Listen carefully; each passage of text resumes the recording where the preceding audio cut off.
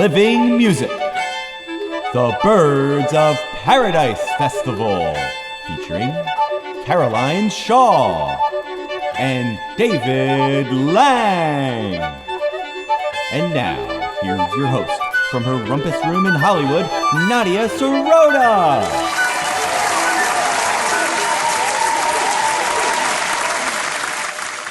Hello, everybody, and welcome to Living Music Birds of Paradise Edition, a special set of shows that explore the creative process, inspired by a special set of concerts in Utrecht. I'm your host, Nadia Sirota, and today's episode features not one, but two Pulitzer Prize-winning composers and their Pulitzer Prize-winning pieces. I'm talking about composers David Lang and Caroline Shaw.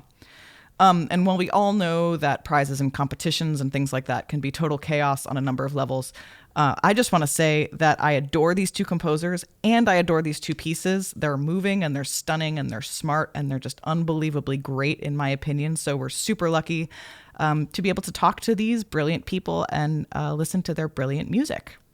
Their concert is on March 12th. There's a 6:30 p.m. and a 9 p.m. show, and it's part of the Birds of Paradise Festival. So let's get into it. Our first guest is a composer, vocalist, violinist, and violist. Please help me welcome Caroline Shaw.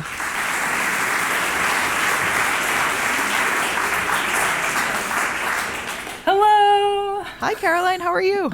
Good. How are you, Nadia? I'm doing so well. Where are you beaming in from? I'm beaming in from a hotel room in Minneapolis, Minnesota, where it is about 10 degrees, but it's very sunny, although I've closed all the curtains, so you can't tell. Okay. 10 degrees is much colder than it is here in LA. It's like 55 and it feels chilly, but you know, it's lovely, to be honest. Lovely.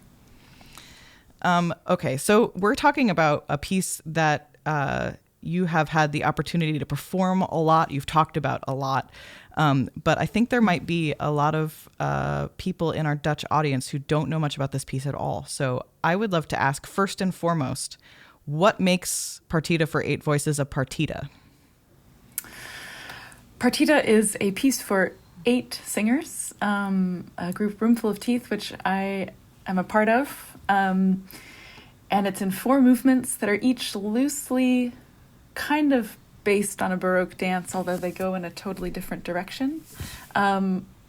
For me, it's about kind of a breakdown of language, thinking about the edges of the words that we say and kind of stretching them out and making something that we think of as noise turn into something else. It's inspired a lot by Saul LeWitt, who is a conceptual artist who created large, bright paintings and murals on the wall using directions, so using text to kind of design the visual work. So I love this translation of something that is technical or sort of this sounds like this turning into something that is the opposite of that. So there's a couple things I want to kind of tease apart here because that's a lot of information, actually. Was that a rambly composer introduction? It was actually very concise and very, very compact and really, really great. But I just want to pull apart a few threads, if you don't mind. First of all, Saul LeWitt is this visual artist. I find it really interesting because as, sort of classical musicians, we almost always deal with a score, right? Which is this like set of directions or a map or something for what we're going to play. And most of the time with visual art, the artist makes the work of art and there isn't like this intermediary step of giving instructions to somebody else. So it seems like with Saul LeWitt, oftentimes there kind of is a score for a painting or a mural, right? Mm-hmm. Yeah. And I think it's interesting that if you see that painting, you don't necessarily know anything about that score. Kind of similarly to like we'll hear a piece of music, and from an audience level, we might not know what that kind of secret code is that the composer is communicating with the performer on. So I think it's interesting that for Partita, you took this unseen thing, the score for this music, and kind of ran with it. And is that where all of the text comes from for Partita for 8 voices? There's a mix of text. So first of all, I really like how you just described that and sort of framed it. I'm sort of fascinated by how, we as musicians, some of, play the violin and sing, translate these little dots and lines and squiggles and like into something else. And I like how in a way, sometimes Partita, I feel like, kind of turns that, I don't know, tries to like open that up a little bit. And some of the other text in the piece is a little bit of my own, like find a way back home, far and near, all around. There's a little line from T.S. Eliot's Burnt Norton, which is part of the Four Quartets. The detail of the pattern is movement, which is in the score written like a little hashtag, this kind of like mantra that repeats. And there are also square dance calls. So the very beginning of Allemande is a mixture of soloist directions for making a painting as well as some traditional square dance calls like Allemande left, around and around and through, which I like because it's kind of a similar process of turning words and language and directions into swirling patterns on the floor. I love that. Oh, and I didn't know that there is this like communication between Baroque dance forms and square dancing, which obviously there is because you're saying Allemande left as a square dance call. But what is that? Can you describe what that dance looks like? There's a great website online where you can actually, someone has made basically small little GIF animations of certain square dance moves. So you can actually see like there's little sort of squares and circles that move around according to whatever the pattern is. Allemande left is, I don't know. I've never actually done that. Don't know exactly what that looks like. But Allemande is a traditional part, Baroque dance, part of a sort of traditional Baroque suite. So there's a little cross conversation in there. I love also just, I know that you grew up playing the violin and the viola and all of that stuff, and so did I. And, it's one thing that we have all these Bach sonatas and partitas for violin, cello that we play basically from the moment we pick up our instrument and gain a little bit of proficiency for like the rest of our life, forever and ever. And, sometimes we get to hear these pieces in performance, the Bach suites and sonatas and partitas, but more often I feel like their function is like almost like etudes or something that like most of us chew on pretty often, but don't necessarily perform all the time. So I think to me, there's like a little bit of a connection between like the soloist instructions and even just this idea of these dance suites and their function in a musician's life, because it's this unseen thing. It's still not the performance thing. And I'm not saying people don't perform Bach, they do. But I think it still seems like some kind of like a strange backstage moment, maybe. Yeah. And I think that's another thing I kind of want to ask you about with regards to the Partita, because something that you did in this piece and you've done in a lot of your other work is write from a really intimate performer level for people that you know and love.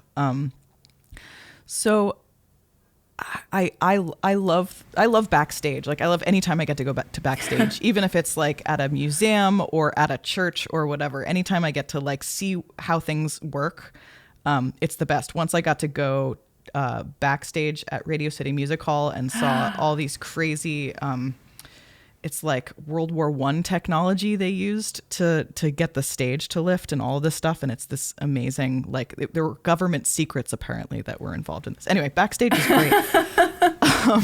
And my question really is, how does your involvement as a member of Roomful of Teeth and knowing all these people, how did that influence how you wrote this piece?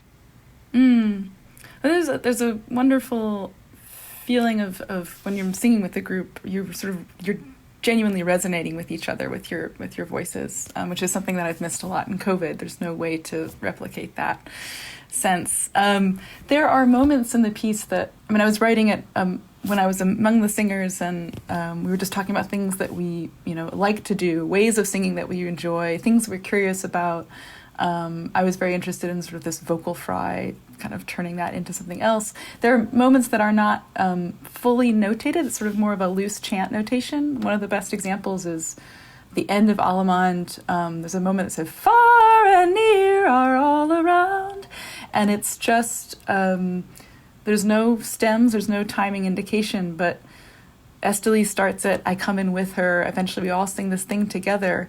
We've never really spoken about it, but we feel it together in our bodies. And I like trying to create a sense of, some sense of freedom in music where people can kind of find each other. There's a chance for them to lock into each other if they can trust each other. So,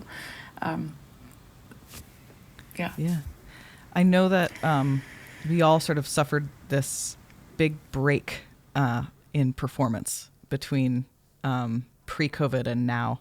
And I know that you did get a chance to perform the Partita in New York recently.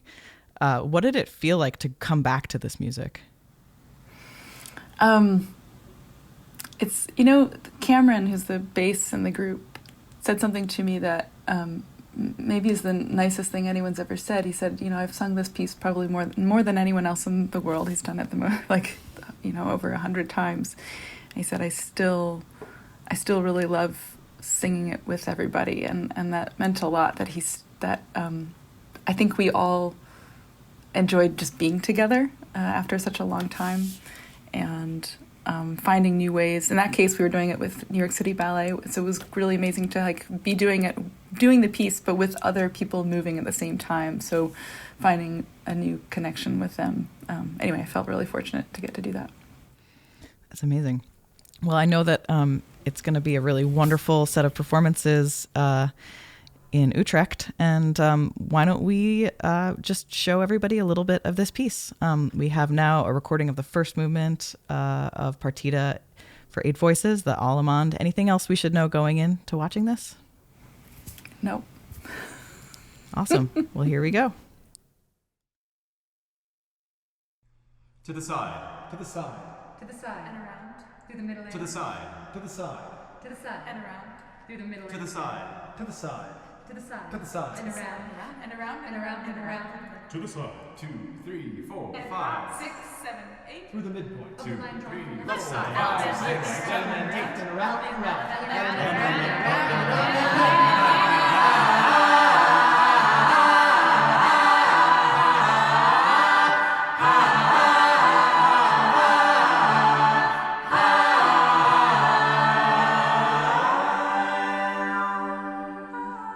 Square divided horizontally. The wall is formed in parts. One gray, one yellow, one red, and one blue. With a line. Red diagonal line from the lower left corner toward the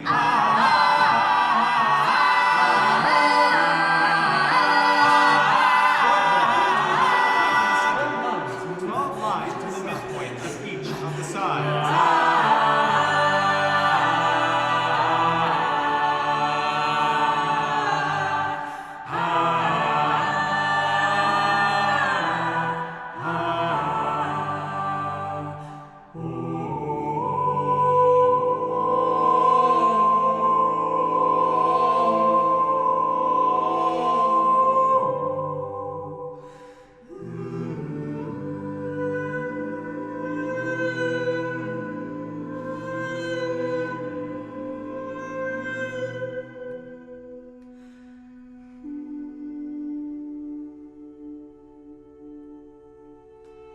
The detail of the pattern is movement. The detail of the pattern is movement. The detail of the pattern is movement. The detail of the pattern is The detail of the pattern is movement. The detail of the pattern is movement. The detail of the pattern. the detail of the pattern is movement. The detail of the pattern is movement. The detail of the pattern is movement. The detail of the pattern is movement. 4, 5, 6, 7, 8. The detail of the pattern is 5, 6, 7, 8.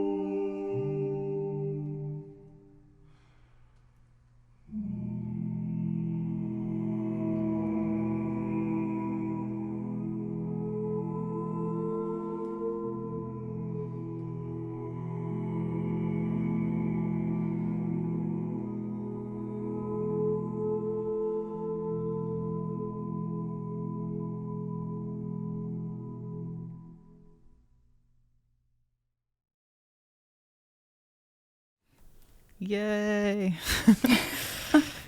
So great to hear that piece. I'm never not in the mood to listen to it. So congratulations, Caroline, and can't wait for the performance as part of the Birds of Paradise Festival.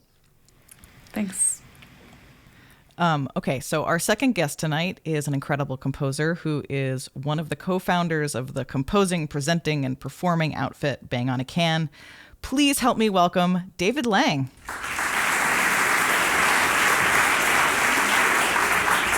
Hey, Nadja. Hi, David. How are you? I'm great. How are you? I'm good. Where are you beaming in from? I am in a hotel room in Durham, North Carolina, by Duke University. Durham is one of those towns that every time I visit, I'm like, I could do this, you know? It's very nice. It's very pleasant, and the school's great. And I've actually been here many, many times because it has a really great presenting program, and people come through all the time. It's a great place to be. Awesome. And I feel like there's a good ramen place there or something that I seem to remember. At least one. At least one. Anyway, it's so great to have you here, and so great that you're presenting Little Match Girl Passion as part of Birds of Paradise Festival. And again, I'm sure that there's plenty of people who are going to be experiencing this piece for the very first time. So I would love to ask you, just start at the title. It's interesting that immediately we have this Hans Christian Andersen fairy tale juxtaposed with, the Easter story, or at least that's what I see in my head when I hear the word passion. So can you tell us a little bit about how you came to be interpreting those two things in the same breath? Yeah, well, I'm a pretty nerdy classical musician, and I love the history of choral music, and I've sung in choirs, and I really think that these things that you hear from Bach in the Passions are really kind of like windows into what he believes, right? They're really incredibly beautiful pieces. So it's always really great to hear them, and wonderful. And, I like writing music for choir, and I really enjoy being in that world, but there's always one tiny little problem for me in that world. And for people like me is that I'm not a Christian. Mm-hmm. And so a lot of things that you can do in Western music come out of the history of the fact that the greatest commissioner in Western music history and classical music was the church. So a lot of the music that you might encounter just because you like to sing is music where you are praising someone else's religion. So for people who are from other cultures, or people, other religions, or people who are, atheists, it's always kind of an interesting problem. Well, what do you do with that? What do you do with Bach's own belief, which is so important to him when you are singing those pieces? So most of the time what you do as a composer, you just try to get through it. You try to forget it, or you go, voices are very nice, and I can find another subject to write about. I don't have to deal with it. Right. After years of doing this, I felt like I should just see if I could deal with it straight on. And I went to a piece that I love very much, the Bach's St. Matthew Passion. And I just thought, well, what makes Pen's story important for a religion?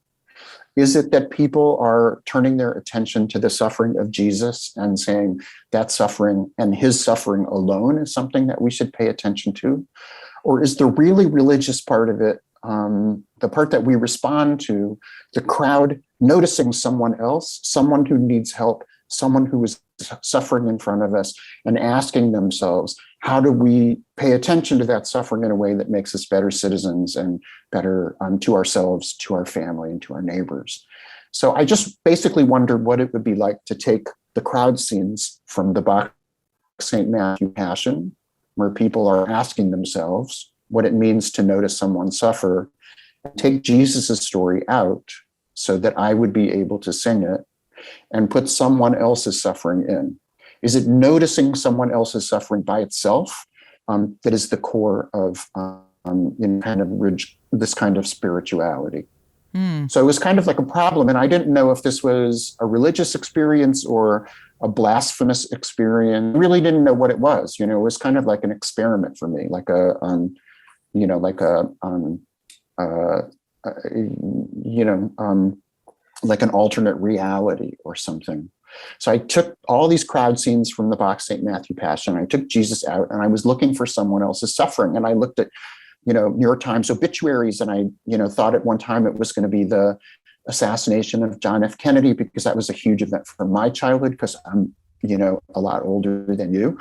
And then finally my wife said, well, what about the little match girl story? You know, it's like she dies, you know, in a really spectacular and visible and you know, kind of soul searching way.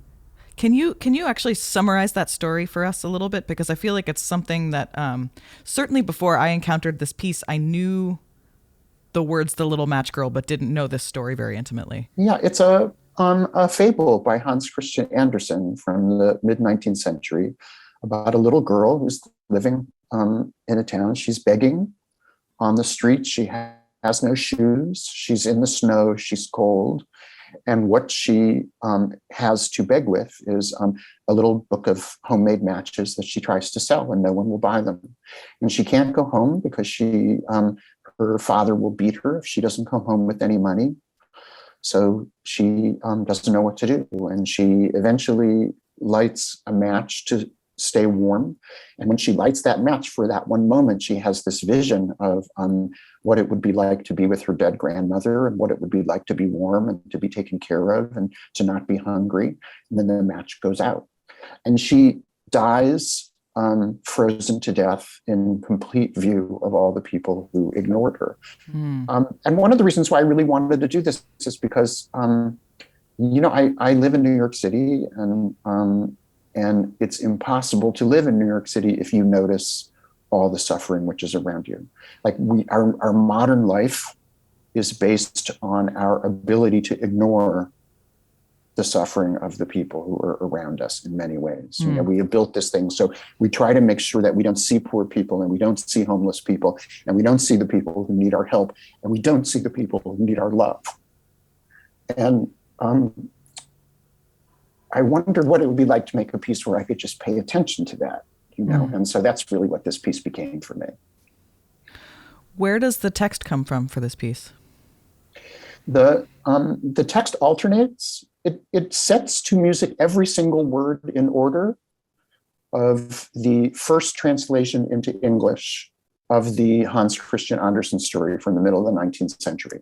Wow. So that whole translation alternates with things that I have paraphrased from the crowd scenes or the famous arias in the Bach St. Matthew Passion. So you'll notice, you know, in the St. Matthew Passion, the very first words are "Komm Tochter," you know, it's this chorus going, "Come, daughter of Zion," right? Talking about assembling all the people who believe in Jesus, you know, to remember this story.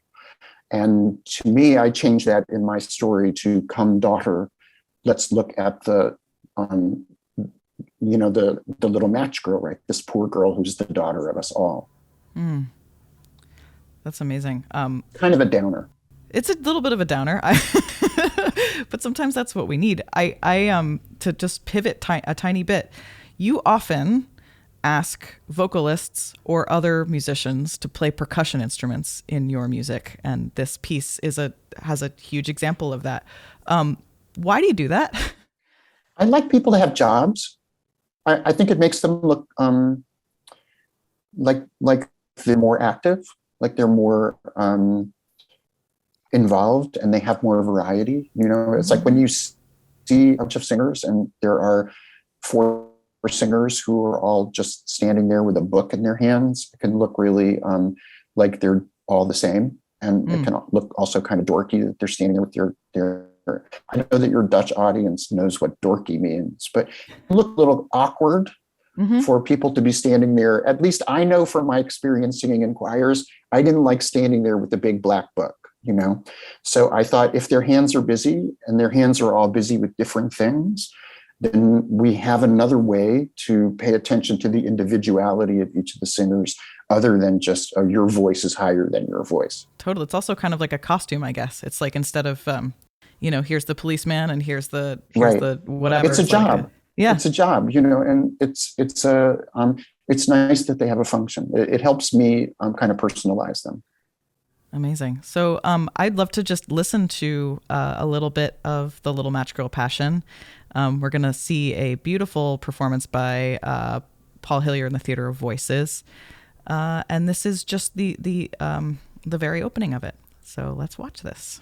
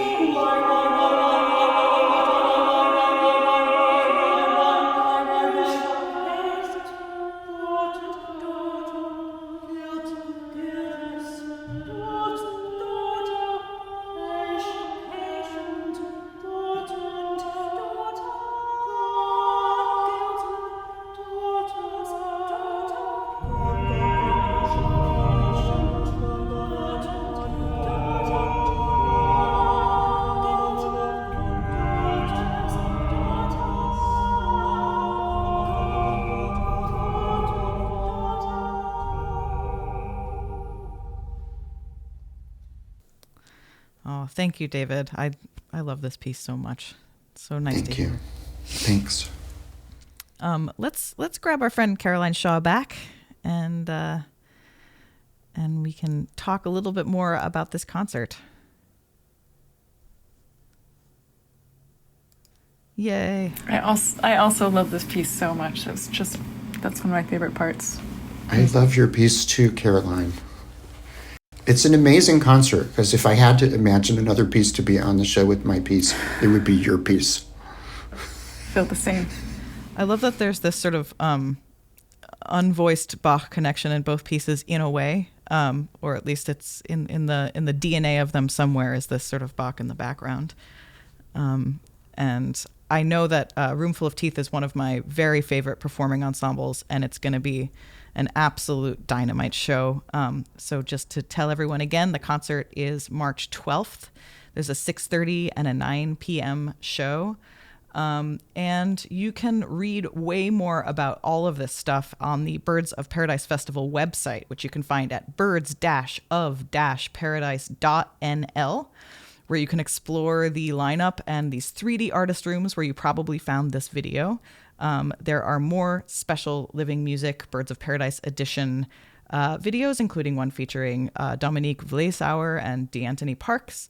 You can see that all on that website. And I just want to thank everyone for being with us today. Thank you, David and Caroline, for joining us. And we have a tradition of little cheerses on this show, and we're definitely straddling time and space for this. So this is coffee, but I just want to cheers to you guys. Yay. It's so nice to see you. Yeah, I'd like the full on camera cheers. And I hope you guys have a wonderful day. Thanks. You too. Thanks so much for having us. Bye. Thank